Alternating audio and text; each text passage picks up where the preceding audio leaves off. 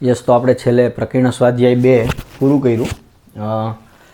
તેમાં આપણે છેલ્લે એક એક્ઝામ્પલ ડિસ્કસ કરતા હતા, એક્ઝામ્પલ નંબર 9, કે જેમાં એનથી એનનો એક સંબંધ આપ્યો હતો અને એમાં નીચેના વિધાનો સત્ય છે કે નહીં એ ચકાસવાનું હતું અને 3 વિધાનો આપ્યા હતા. અને મેં વાત કરી હતી કે એ જ પ્રકારનો એટલે કે એવો જ એક કંઈક એક્ઝામ્પલ ઉદાહરણ નંબર 19માં પણ છે અને એ આપણે ચર્ચા કરવાની વાત કરી હતી. તો જોઈએ એ શું છે. તો ઉદાહરણ નંબર 19, ઉદાહરણ નંબર 19, જો R એ Q થી Q પરનો જો R એ Q થી Q પરનો R is equal to A, B કે જ્યાં AB Qમાં હશે અને A અને Bનો તફાવત એટલે પ્રથમ અને બીજો ઘટકનો તફાવત એ ઝેડમાં મળે એટલે કે પૂર્ણાંક થાય, તે રીતે વ્યાખ્યાયિત સંબંધ છે થાય તે રીતે વ્યાખ્યાયિત સંબંધ છે. તો બતાવો કે 2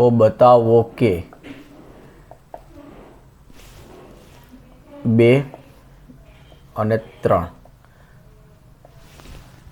પ્રત્યેક A બિલોંગ્સ ટુ Q માટે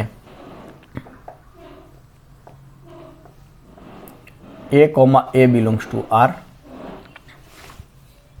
જો A, B belongs to R તો B, A પણ R માં છે અને જો A, B belongs to R, B, C belongs to R તો A, C belongs to R.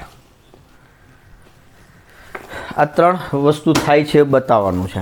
તો જો તમે આ જ એક્ઝામ્પલને આગળનું જે મેં વાત કરી એક્ઝામ્પલ નંબર 9 પ્રકીર્ણ સ્વાધ્યાય 2, તો એમાં પણ કંઈક તમને આવું જ આપ્યું હતું. જો હું અહીંયા લખું છું ત્યાં તમને R એ શું હતો, N થી N પરનો સંબંધ હતો અને R કંઈક આવી રીતના વ્યાખ્યાયિત કરેલું હતું. R બરાબર A, B કે જ્યાં A બરાબર આઈ થિંક B સ્ક્વેર એવું કંઈક હતું, જો હું ના ભૂલતો હોઉં તો. Yes, AB belongs to N અને A બરાબર B સ્ક્વેર. તો અહીંયા જે A - B belongs to Z છે એને બદલે કંઈક આવી શરત હતી અને આ AB Nમાંથી આવતા હતા, અહીંયા AB Qમાંથી આવે છે એટલે કે આ થયો તમારો N ક્રોસ Nનો ઉપગણ થતો હતો અને આ થાય છે અહીંયા તમારે Q ક્રોસ Qનો ઉપગણ થાય છે. એટલે આ Q થી Qનો સંબંધ છે, આ N થી Nનો સંબંધ છે. અને એમાં પણ તમારે આવું જ કંઈક હતું કે પ્રત્યેક A બિલોંગ્સ ટુ એટલે ત્યાં એવું પૂછ્યું હતું, 3 શરતો આપી હતી કે 3 વિધાનો આપ્યા હતા કે આ 3 વિધાનો પૈકી કયા સત્ય છે તે ચકાસો. કે પ્રત્યેક A બિલોંગ્સ ટુ N માટે A, બિલોંગ્સ ટુ R, જો A, B Rમાં હોય તો B, A પણ Rમાં હશે અને જો A, B Rમાં હોય, B, C Rમાં હોય તો A, C Rમાં હશે. આ 3 વિધાનો ચેક કરવાના હતા અને આપણે જોયું હતું કે આ 3 ખોટા છે, સત્ય નહોતા. અહીંયા પણ એ જ વસ્તુ પણ Q માટે વાત કરી છે, Q અને R માટે કરી છે. તો અહીંયા આપણે એને કીધું છે બતાવો કે, મતલબ કે ઓલરેડી એ સાચા છે. તો અહીંયા 3માંથી એકેય સાચા નહોતા અને અહીંયા 3 સાચા છે. તો જો આ એક્ઝામ્પલ બંનેમાં આ સામ્યતા છે કે ફ્લેવર એક જ છે બંનેનો.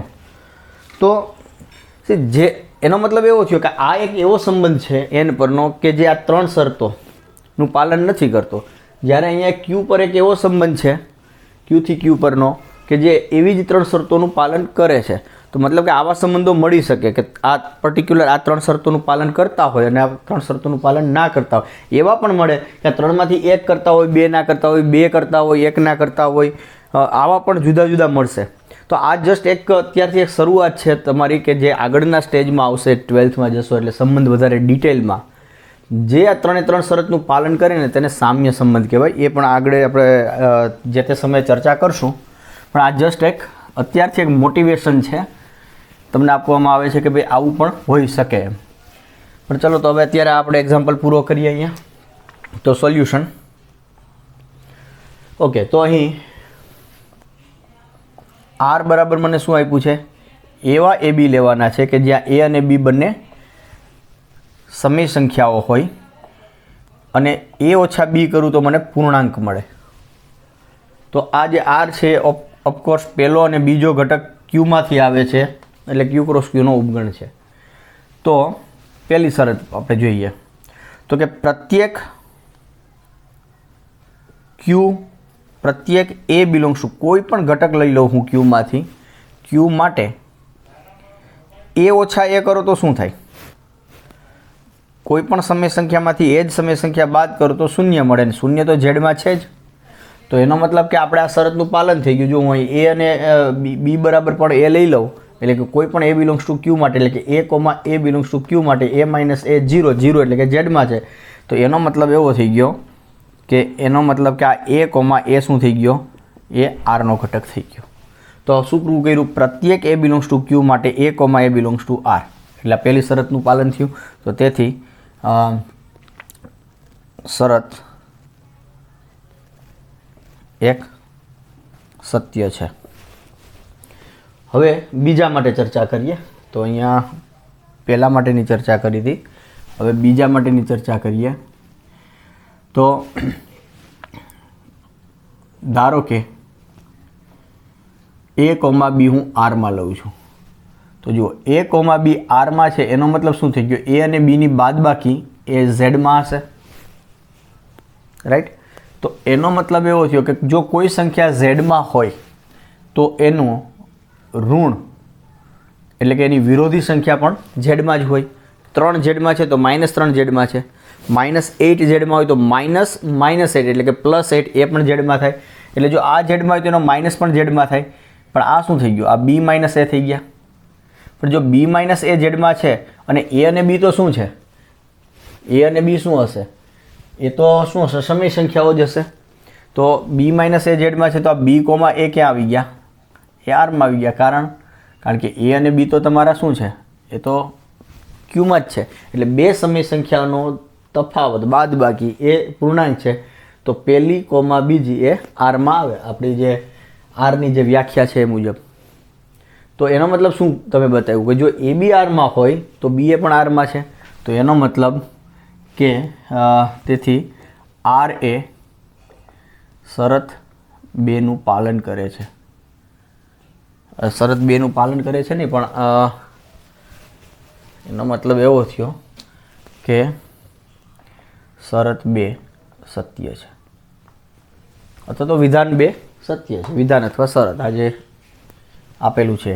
અને ત્રીજાની વાત કરીએ તો ધારો કે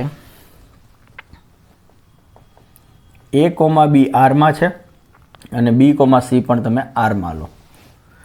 તો હવે આ એ બી આરમાં છે અને બી સી પણ આરમાં છે, એનો મતલબ શું થયો? એ ઓછા બી પૂર્ણાંક હશે અને બી ઓછા સી પણ પૂર્ણાંક હશે. તો એનો મતલબ કે એ ઓછા બી વત્તા બી ઓછા સી પણ શું થાય? પૂર્ણાંક જ થશે. બે પૂર્ણાંકનો સરવાળો પૂર્ણાંક થાય. તો એનો મતલબ કે એ ઓછા સી પણ શું થયા? પૂર્ણાંક. તો એનો મતલબ કે એ સી એ શું આવ્યા? આરમાં. કારણ કે એ અને સી, એ બી સી ત્રણે ક્યુમાં જ છે અને બંનેનો તફાવત બાદબાકી એ ઝેડમાં છે. તો એ સી આરમાં આવ્યા. તેથી શરત 3 સત્ય છે. તો આ હતો તમારું ઉદાહરણ નંબર 19. તો આમ અહીંયા આપણે ટેક્સ્ટ બુકમાં સ્વાધ્યાય 2 આખું સંપૂર્ણપણે પૂરું થાય છે. એમાં જે બાકીના અમુક જે ઉદાહરણ આપ્યા છે બધા જ જાતે થઈ શકે એવા છે અને અમુક મેં કરાવ્યા છે, એની આપણે ચર્ચા થઈ ગઈ છે. તો અહીંયા આપણે પ્રકરણ સ્વાધ્યાય 2 પૂરું કરીએ છીએ. હવે આના આપણે ZEE માટેના MCQની ચર્ચા કરીએ. તો તમને MCQ માટેનું જે મટીરિયલ છે એ ઓલરેડી કદાચ તમને મળી જ ગયું હશે. તો એમાંથી હું 1 by 1 ડિસ્કસ કરતો જાઉં છું.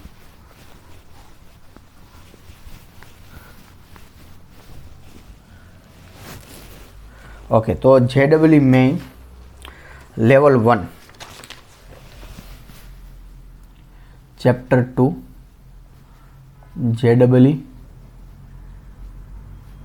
લેવલ 1 એમાં એક્ઝામ્પલ નંબર 1.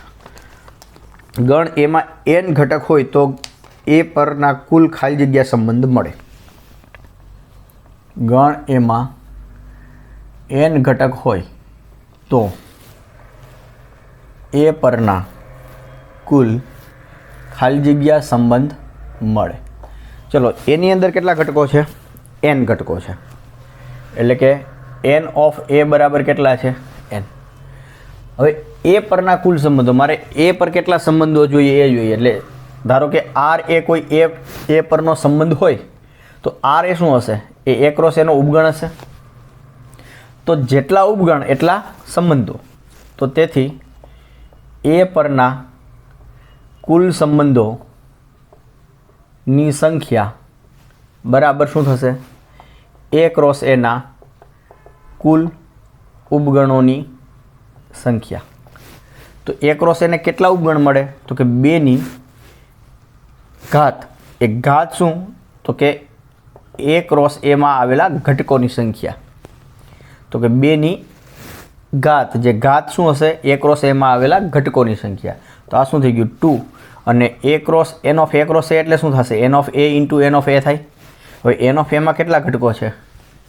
n ઘટકો. તો n ઇન્ટુ n એટલે 2n સ્ક્વેર. n ગુણ્યા n એટલે nનો વર્ગ. તો 2n સ્ક્વેર સંબંધો થશે. તો આ હતો તમારો ઓપ્શન સી. ઓપ્શન સી સાચો થશે.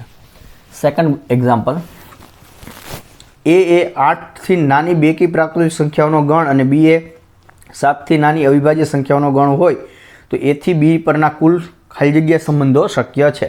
હવે એ શું આપ્યો છે? એ બરાબર 8થી નાની બેકી પ્રાકૃતિક સંખ્યાઓનો ગણ અને બી તમને આપ્યો છે 7થી નાની અવિભાજ્ય સંખ્યાઓનો ગણ. તો એથી બી પરના કુલ ખાલી જગ્યા સંબંધ શક્ય છે. તો એથી બી પરના કુલ ખાલી જગ્યા સંબંધ શક્ય છે. આ આપણો પ્રશ્ન છે, બરાબર? ઓકે, તો પહેલાં અહીંયા તમારે એ અને બી શું છે એ જરા જોઈએ. તો એ બરાબર શું છે? 8થી નાની બેકી પ્રાકૃતિક સંખ્યા. 8થી નાની અને પ્રાકૃતિક કીધી છે એટલે 2, 4, 6 અને 8થી નાની એટલે 8 લેવાની ના થાય. બીમાં કેટલા ઘટકો છે? 7થી નાની અવિભાજ્ય સંખ્યાઓનો ગણ. તો પહેલી અવિભાજ્ય સંખ્યા 2, 3, 5 અને 7થી નાની એટલે 7 નહીં લેવાના થાય. તો એમાં કેટલા ઘટકો આવ્યા? 3. બીમાં કેટલા ઘટકોની સંખ્યા? એ પણ 3. તો તેથી એ ક્રોસ બીમાં કેટલા ઘટકો આવશે? તો કે એમાં ઘટકો ગુણ્યા બીમાં ઘટકો એટલે 3 ગુણ્યા 3 એટલે 9. રાઈટ? તો એથી બી પરના કુલ સંબંધો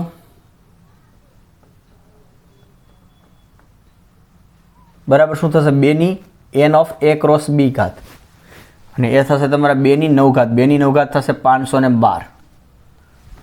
બરાબર? તો 2ની 9 ઘાત.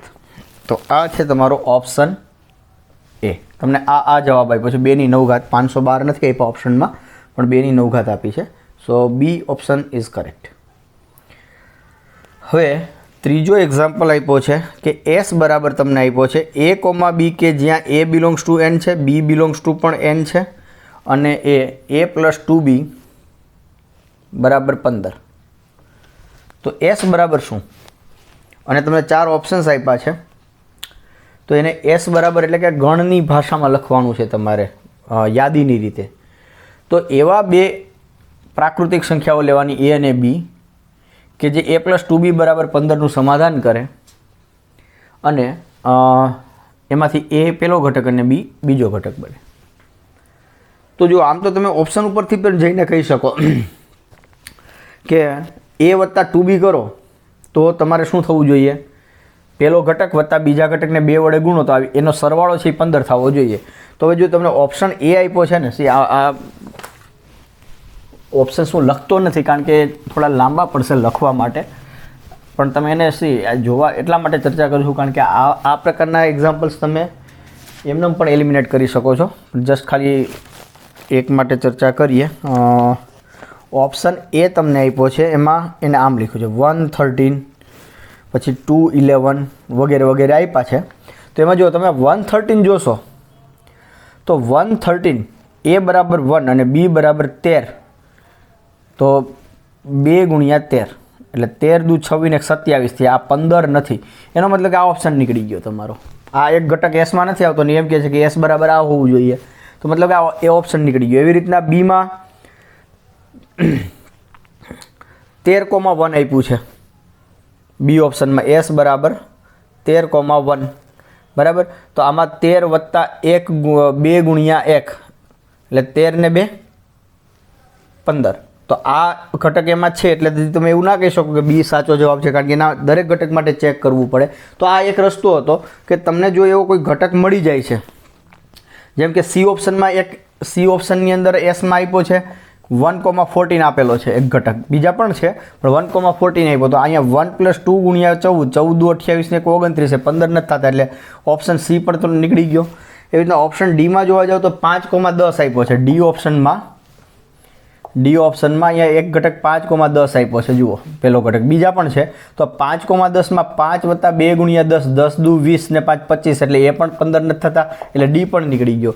એ નીકળી ગયો, સી નીકળી ગયો, ડી નીકળી ગયો, તો બી જવાબ આવશે તમારો.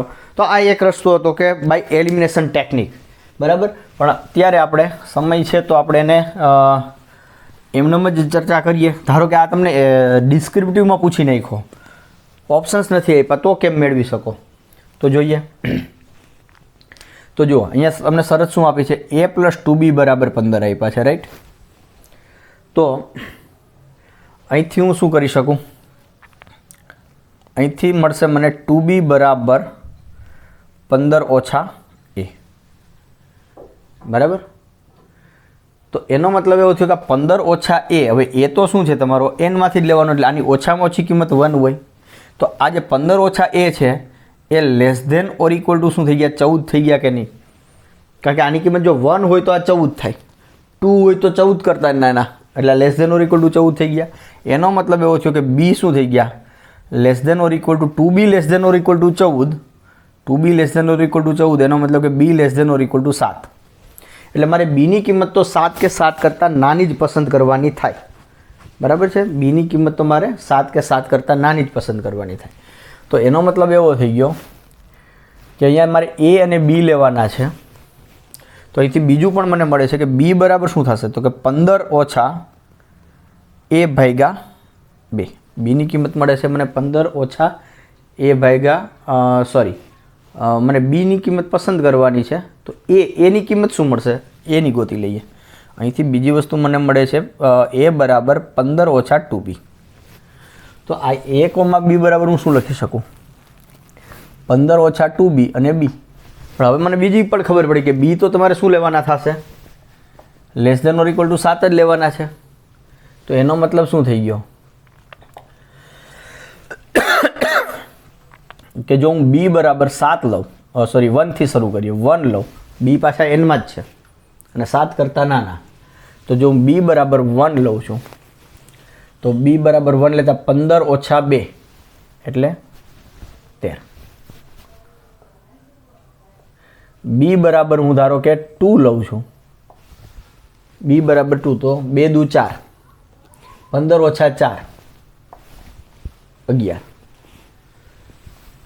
B બરાબર હું 3 લઉં તો 3 2 6, 15 ઓછા 6, 15 ઓછા 6 એટલે 9, 15 ઓછા 6 એટલે 9 ને 1 10 ને 5 15. યસ. અને તમને જો અહીંથી પણ પેટર્ન તમને દેખાશે. 13માંથી 2 બાદ કરો એટલે 11, 11માંથી 2 બાદ કરો તો 9, અને અહીંયા એક એક વધતા જાય છે. તો એવી રીતના ડાયરેક્ટ હવે કરું તો જો હું અહીંયા 9 તો 10 11 આવશે, 7 આવશે, ઘટાડવાના છે ને આપણે, 7 અને અહીંયા આવશે 4, અહીંયા 7માંથી 2 ઘટાડો એટલે 5 અને અહીંયા આવશે 5, રાઈટ. હજુ આમાંથી 2 ઘટાડો એટલે 3 આવશે અને અહીંયા આવશે 6 અને અહીંયા આવશે 1 અને અહીંયા આવશે 7. અને બીની કિંમત આપણે 7 કે 7 કરતાં ઓછી જ લેવાની છે. તો આ તમારા A, B આવશે એટલે એસ તમારો બની ગયો આ, અને જે છે તમારો ઓપ્શન બી. ઓકે, અને આ છે તમારો ઓપ્શન બી. ફાઇન. હવે ચોથો એક્ઝામ્પલ. ઓ અયુગ્મ પ્રાકૃતિક સંખ્યાઓનો ગણ અને ઈ એ યુગ્મ પ્રાકૃતિક સંખ્યાઓનો ગણ છે. જો એસ બરાબર કંઈક સંબંધ આપ્યો છે તો એસ બરાબર શું થશે? ઓ બરાબર અયુગ્મ પ્રાકૃતિક સંખ્યાઓનો ગણ અને ઈ બરાબર આપ્યો છે યુગ્મ પ્રાકૃતિક સંખ્યાઓનો ગણ અને એસ બરાબર આપ્યો છે એમાં તમારે એ કોમા બી લેવાના કે જ્યાં એ અયુગ્મ હોય અને બી તમારી યુગ્મ હોય અને એ પ્લસ બી તમારી શું થવી જોઈએ? યુગ્મ. તો એસ બરાબર શું? ઓપ્શન્સ આપ્યા છે એ, બી, સી અને ડી. એ છે ખાલી ગણ, બી છે ઓ ક્રોસ ઈ ક્રોસ ઓ કે E cross E. Okay, so let us C.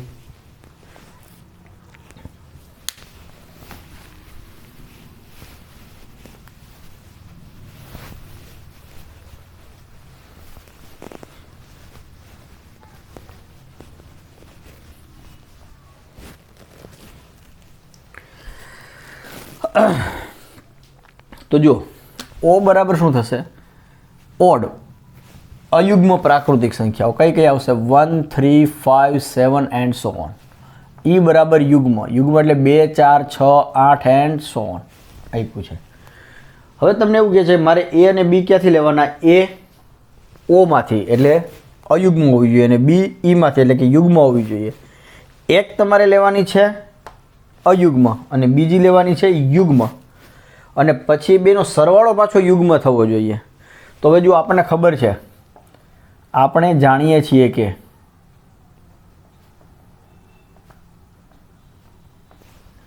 એક અયુગ્મ પૂર્ણાંક વત્તા યુગ્મ પૂર્ણાંક, એક અયુગ્મ હોય અને બીજો યુગ્મ હોય ને તો એનો સરવાળો તમને અયુગ્મ જ મળે. એ અયુગ્મ જ મળે. બરાબર છે? તો મારે તો કેવું જોઈએ? યુગ્મ જોઈએ છે. તો મતલબ કે એવો કોઈ મને ઓમાંથી એ નહીં મળે અને ઈમાંથી બી નહીં મળે કે જેથી કરીને એ પ્લસ બી મને યુગ્મ થાય અને એઝ એ રિઝલ્ટ કે અહીંયા એ કોમા બી એક પણ આવી ક્રમયુક્ત જોડ અહીંયા આવશે નહીં. તો તેથી એટલે આપણે જાણીએ છીએ, સમજવા માટે મેં આવી રીતના લખ્યું અયુગ્મ પૂર્ણાંક વત્તા યુગ્મ પૂર્ણાંક બરાબર અયુગ્મ પૂર્ણાંક. તેથી એસ બરાબર શું થશે? ખાલી ગણ. તો ઓપ્શન એ ઇઝ કરેક્ટ. બરાબર. અને સી આના માટે આ પ્રોબ્લેમ આવ્યો છે તો આપણે ચર્ચા કરી લઈએ. ધારો કે ઓ એટલે અયુગ્મ ઓડ અને ઈ એટલે યુગ્મ. તો આ બંનેનો સરવાળો શું થાય? અયુગ્મ વત્તા યુગ્મ એ હંમેશા અયુગ્મ જ થાય. ઈ વત્તા ઓ હોય તો પણ અયુગ્મ. ઓડ વત્તા ઓડ એ યુગ્મ થાય અને યુગ્મ વત્તા યુગ્મ આ પણ શું થાય? યુગ્મ થાય. અહીંયા તો આપણે કેનો ઉપયોગ કર્યો? ખાલી આનો જ ઉપયોગ કર્યો છે, પણ આનું પણ ક્યાંય જરૂર પડે તો કરી શકો. અને એ જ રીતે તમે વિચારી શકો કે ગુણાકાર શું થાય? ઓડ ગુણ્યા ઇવન બરાબર શું થશે? ઇવન. ઇવન ગુણ્યા ઓડ આ શું થશે? ઇવન. ઓડ ગુણ્યા ઓડ આ થશે ઓડ અને ઇવન ગુણ્યા ઇવન આ થશે તમારું ઇવન. બરાબર. હવે આ કેમ થાય? આ બહુ સિમ્પલ બેઝિક એક્સરસાઇઝ છે. આ તમે જાતે પણ કરી શકો. ચલો હું એક હિન્ટ આપી દઉં કે ધારો કે એક્સ તમારો એક્સ અને વાય એનમાંથી છે. હવે જો એક્સ એ તમારો ઓડ હોય અને વાય એટલે કે એક્સ બિલોંગ્સ ટુ ઓ હોય અને વાય બિલોંગ્સ ટુ ઈ હોય તો આ એક્સ કેવા પ્રકારનો હોય? એક્સ 2n+1 પ્રકારનો હશે. તો 2n-1 પ્રકારનો હશે. બરાબર. અને વાય યુગ્મ છે એટલે એ 2m પ્રકારનો હશે. કોઈક m બિલોંગ્સ ટુ n માટે. અને આ જ વસ્તુ n નહીં z માટે પણ સાચી છે. તો હવે તમારે x પ્લસ વાય કરવા હોય તો 2n-1 પ્લસ 2m એટલે 2n પ્લસ m -1 થઈ ગયા. સામાન્ય લઈ લો આ બે પદમાંથી 2. તો આ 2 ગુણ્યા અને n પ્લસ એમને હું કે કહી દઉં તો 2k માઇનસ 1, તો 2k માઇનસ 1 એટલે અયુગ્મ થઈ. એટલે જો તમે એક ઓડ લો અયુગ્મ અને એક યુગ્મ લો તો બેનો સરવાળો એ અયુગ્મ મળે છે. એટલે આ તમને શું મળે? અયુગ્મ મળે. એ યુગ્મ મળતો નથી. એવી રીતના બાકીના બધા ચેક કરી શકો. ગુણાકાર માટે આ x × y કરજો અને તમે જરા ચેક કરજો, બધું તમને દેખાશે. તો એ તમને સેલ્ફ સ્ટડીમાં આપું છું. આ બધા જે પરિણામ લખ્યા છે આને યાદ રાખો અને આને એક વખત સાબિત કરો જાતે.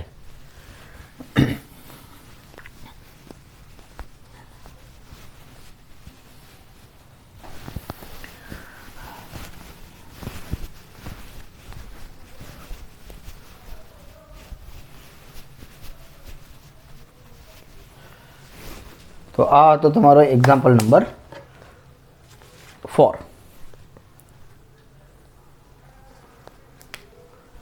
હવે નેક્સ્ટ જોઈએ એક્ઝામ્પલ નંબર 5.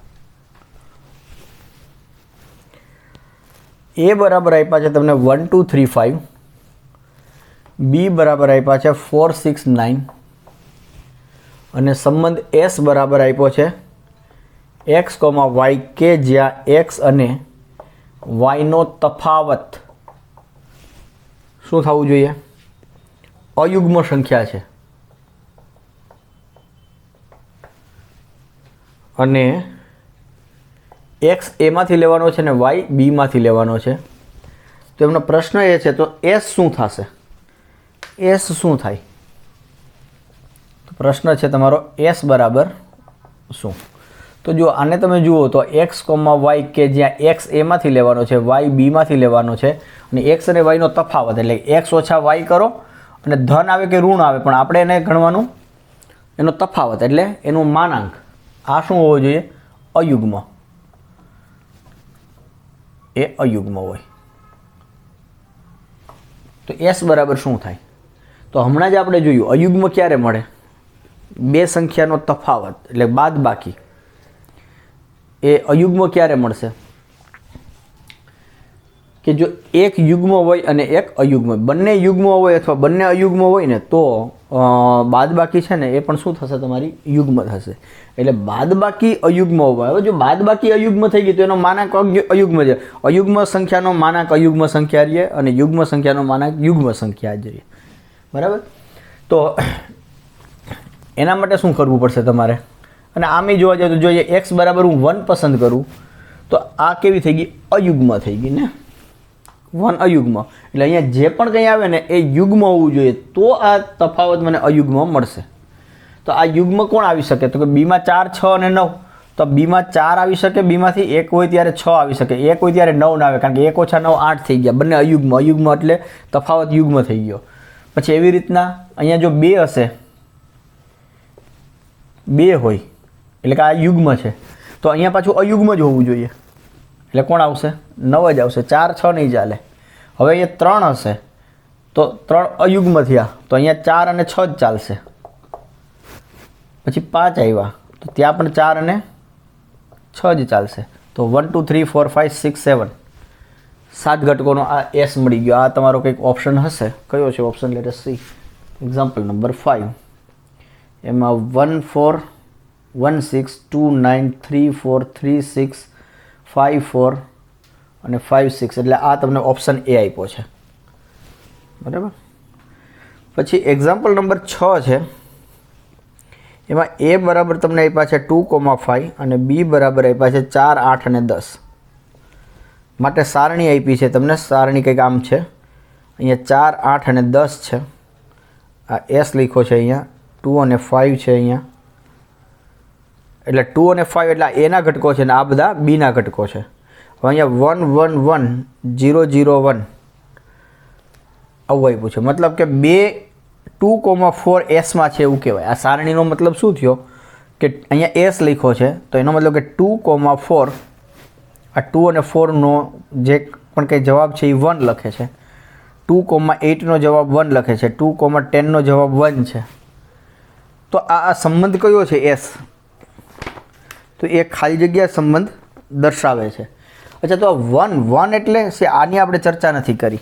આ તમારે જૂના સિલેબસમાં એક હતું. અહીંયા 1 અને 0 જ છે. 1 અને 0નો મતલબ શું થયો 2 4નો જવાબ 1 છે એવું તમે સમજો. તો જ્યાં 1 છે એનો મતલબ કે એ જે ક્રમયુક્ત જોડ મળે છે ને એ એસમાં છે, અને જ્યાં 0 છે એનો મતલબ એવો થયો કે એ ક્રમયુક્ત જોડ એસમાં નથી. તો જુઓ અહીંયા એસ પૂછ્યો છે, તો આના ઉપરથી એસ કેમ લખશું આપણે? આના માટે પણ આપણે ચર્ચા કરીએ કે આની સારણી કેવી રીતના બની શકત. તો જુઓ આ એસ બરાબર, તો કે અહીંયા 1 છે, તો 1 કેને કારણે છે? તો કે 2 અને 4ને કારણે. કઈ હાર અને કયો સ્તંભ? તો 2 વાળી હાર અને 4 વાળો સ્તંભ. એટલે જ્યાં 1 છે ત્યાં 2,4. તો આ 1 છે એનો મતલબ કે 2,4 એ એસનો ઘટક છે. 2,8 એ ત્યાં 1 છે એનો મતલબ કે 2,8 એ એસનો ઘટક છે. એવી રીતના 2,10 પણ એનો ઘટક, 2,10. પછી 5,4 આ એસ જેવો દેખાય છે, 5 કરીએ આપણે ને 5. તો 5,4 ત્યાં 0 છે એનો મતલબ કે 5,4 એ એસમાં નથી. 5,8 0 છે એટલે કે એસમાં નથી. પણ 5,10 1 છે એનો મતલબ કે આ 5,10 બરાબર. તો એ આમાં છે. તો મતલબ કે સંબંધ જે આ છે એને લખવાની આ બીજી રીત થઈ, અને સારણી કહે છે, અથવા એને ઇંગ્લિશમાં કહીશું આપણે કમ્પોઝ અને ટેબ્યુલર ફોર્મ કહેવાય. તો આના ઉપરથી આ ગણ યાદીની સ્વરૂપમાં આવ્યું. યાદીની રીત આપી હોય તો તમને આ રીતના પણ લખતા આવડવી જોઈએ. તો ચલો આપણે આગળનો આ સંબંધ મેળવ્યો હતો, આ MCQ નંબર 5માં જે આવ્યો હતો એમાં એની સારણી બનાવીએ તો શું થાય? તો કે જુઓ આવી રીતના બનાવી શકો કે અહીંયા એસ લખી નાખીએ. સંબંધ એસ માટે ચર્ચા કરીએ છીએ એટલે એસ. અહીંયા ઉપર લખો, અહીંયા ઘટકો લખો એના. એના કયા ઘટકો છે? 1 2 3 5. અને અહીંયા બીના ઘટકો છે 4 6 અને 9. તો 1 4 1 4 એસમાં છે? હા તો 1. પછી 1 6 1 6 તો એ એસમાં છે? હા, તો અહીંયા લખશું 1. પછી 1,9 એસમાં છે? નથી, તો ત્યાં લખશું આપણે 0. પછી અહીંયા 2,9 2,9 તો એ છે તો 1. બાકી આ બંને નથી, 2,4 નથી, 2,6 નથી, એટલે 0. અને આપણને ખબર છે યુગ્મ હોય એ અયુગ્મ હશે તો 4 અને 6 આવે છે, એટલે 3, એટલે અહીંયા 1 અને 1 આવશે, અહીંયા 0. અને આના માટે અહીંયા 1 આવશે અને આ બંને 0. તો આ સંબંધ એસ માટે, આ સંબંધ એસ માટેની સારણી આ થઈ. અને જો આમ આપેલું હોત તો આના ઉપરથી આપણે આ લખી શકત. અને જે MCQ નંબર 6માં એ અને બી માટે આ જે સારણી આપી હતી એના ઉપરથી તમે એસ લખો. અને આ એસ મળે છે એ તમારો છઠ્ઠામાં 2 4 2 8 2 10 અને 5 10. એટલે આ ઓપ્શન તમને મળ્યા, એ જવાબ થયો તમારો ઓપ્શન એ.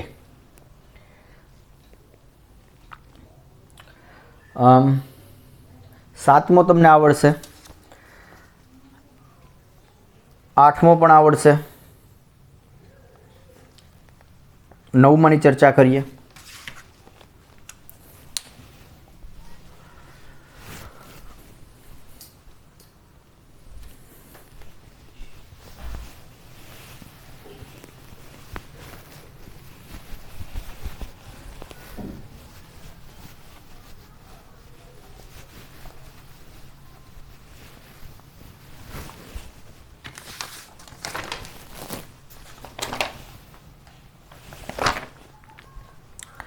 એસ બરાબર આપ્યો છે x, y કે જ્યાં x y belongs to z અને x² + y² less than or equal to 4 આપ્યા છે. તો એસનો પ્રદેશ ખાલી જગ્યા છે. એસનો પ્રદેશ એટલે શું? કે પ્રથમ ઘટકો. તો પહેલાં એના માટે મારે શું કરવું પડશે? આ એસને યાદીની રીતે તો લખવો પડશે. તો અહીંયા એસને જો હું યાદીની રીતે લખું, આ x, y કે જ્યાં xy મારે પૂર્ણાંક લેવાના છે અને x² + y² less than or equal to 4 થવા જોઈએ. તો આ શરત x² + y² less than or equal to 4. તો એના ઉપરથી મને મળ્યું x² less than or equal to 4 - y². હવે y ક્યાં છે? પૂર્ણાંક, ઝેડમાંથી આવશે, રાઈટ? તો આની કિંમત 0 પણ હોઈ શકે, ધન ઋણ ગમે તે હોઈ શકે. તો આની કિંમત જો 0 હોય તો y² 0 એટલે 4 થશે. પણ જો આની કિંમત પછી 0 સિવાય 1 2 3 4 એન્ડ સો ઓન કે -1 -2 -3 એન્ડ સો ઓન હશે તો આ ધન બનશે વાય સ્ક્વેર.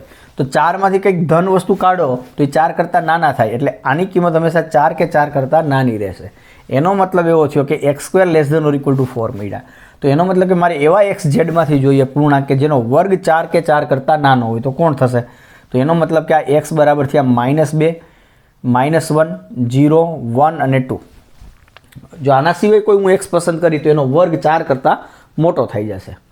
તો મને ખબર પડી ગઈ કે આ એસમાં x, y જો આ શરત અને આ શરતનું પાલન કરે તો એક્સની શક્ય કિંમતો આટલી જ છે. તો જો હું એક્સ આટલા લઉં તો વાય કેટલા મળે એ ગોતી લઈએ આપણે, તો આપણું કામ થઈ જશે હવે.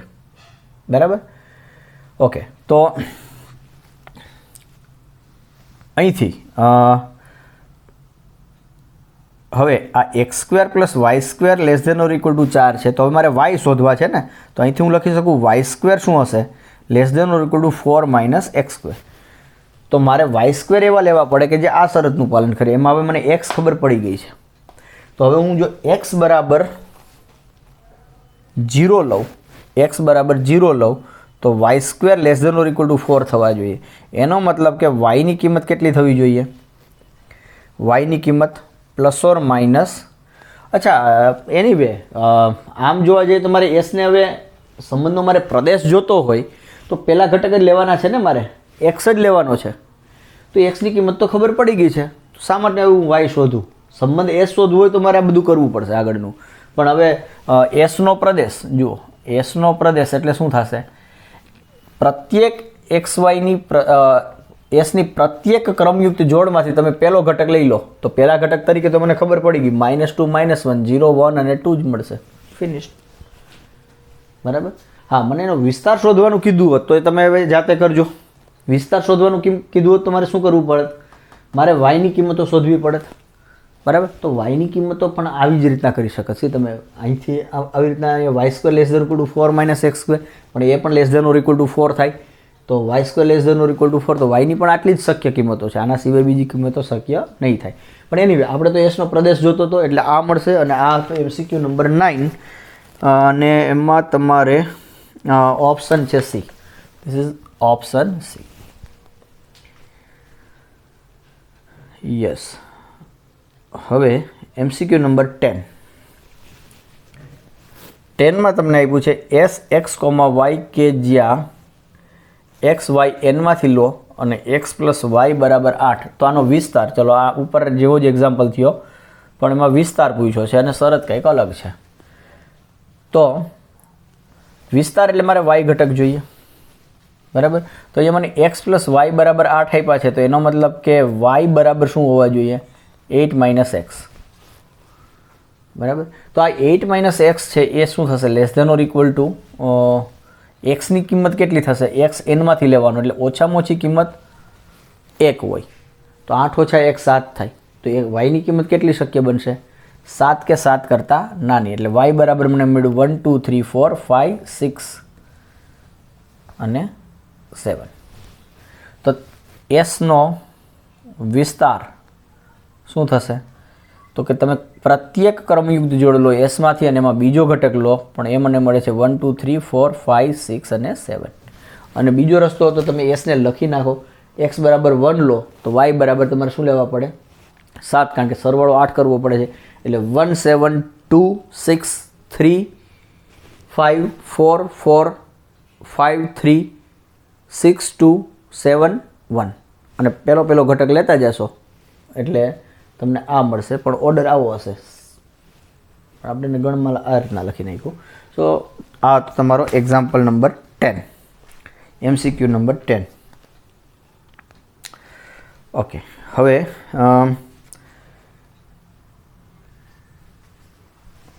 MCQ number 11.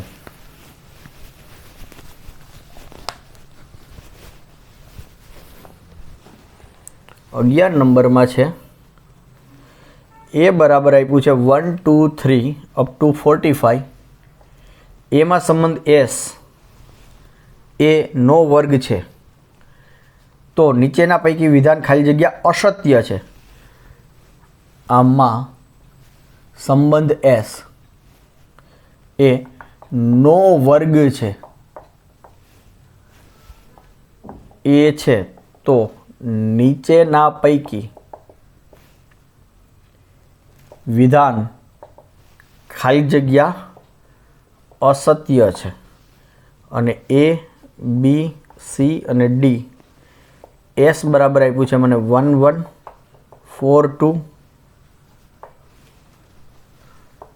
9 3 16 4 25 5 અને 36 6 બીમાં આપ્યો છે એસનો પ્રદેશ 1 4 9 16 25 36 એસનો વિસ્તાર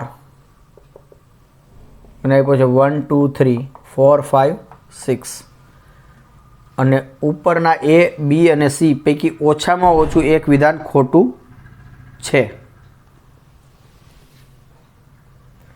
ઉપરના એ બી અને સી પૈકી ઓછામાં ઓછું એક વિધાન ખોટું છે. ઓકે, તો ક્વિકલી જોઈ લઈએ. તો જો એ તમને આપ્યો છે અને સંબંધ એસ એ શું છે? નો વર્ગ છે. નો વર્ગ મતલબ કે 1 છે તો 1 નો વર્ગ 1, 2 નો વર્ગ 4 એટલે 1,1 1,1 પછી 2,4 3,9 4,16 અને ક્યાં સુધી? 45 સુધી છે ને, એટલે 5,25 6,36 7,49 પણ 49 હવે જુઓ અહીંયા રહેતો નથી, તો એનો મતલબ કે અહીંયા સુધી આ નહીં આવે, એટલે એટલા જ ઘટકો આવશે. તો આ આપણો થઈ ગયો એસ. તો આ છે જો 1,1 પછી 2,4 હોવું જોઈએ, 2,4 નથી, મતલબ કે એ વિધાન ખોટું થઈ ગયું. હવે એસનો પ્રદેશ શું થશે? તો કે પહેલા ઘટકો એસનો પ્રદેશ બરાબર શું થાય? 1 2 3 4 5 6 1 2 3 4 5 6 તો એસનો પ્રદેશ 1 2 નથી આમાં, એટલે બી પણ ખોટું થઈ ગયું. હવે એસનો વિસ્તાર શું થશે? બીજા ઘટકો એટલે કે 1 4 9 16 25 અને 36 તો એસનો વિસ્તાર તો કે એ પણ આ નથી, એટલે એ બી અને સી ત્રણે ત્રણ ખોટા છે. તો આપણે શું છે? એ છે તો નીચેના પૈકી વિધાન ખાલી જગ્યા અસત્ય છે. તો હવે ઉપરના એ બી અને સી પૈકી ઓછામાં ઓછું એક વિધાન ખોટું છે. તો કે આ ત્રણ વિધાનો સાચા છે, સોરી ત્રણ વિધાનો ખોટા છે. એનો મતલબ કે આ વિધાન સાચું થયું, આ વિધાન સાચું થયું. તો આપણો પ્રશ્ન એ છે કે તો નીચેના પૈકી ખાલી જગ્યા અસત્ય છે ના, પણ આ એક કામ કરો, અહીંયા છે ને સત્ય છે એવું કરી નાખો જવાબ. તો કયું વિધાન સત્ય છે? તો કે આ વિધાન સત્ય છે, કે આ ત્રણમાંથી તો ઓછામાં ઓછું એક ખોટું છે, એ સાચું છે. એનો મતલબ એ અસત્ય નહીં. એમસીક્યુમાં 11મા નંબરમાં જે અસત્ય લખ્યું ને ત્યાં ખાલી એક સત્ય કરી નાખજો, એટલે તમારો ઓપ્શન ડી જવાબ આવશે તમારો. ઓકે, તો આપણે આ લેક્ચર અહીંયા પૂરો કરીએ છીએ. બાકીના આગળના એમસીક્યુ નેક્સ્ટ લેક્ચરમાં ડિસ્કસ કરશું. Thank you.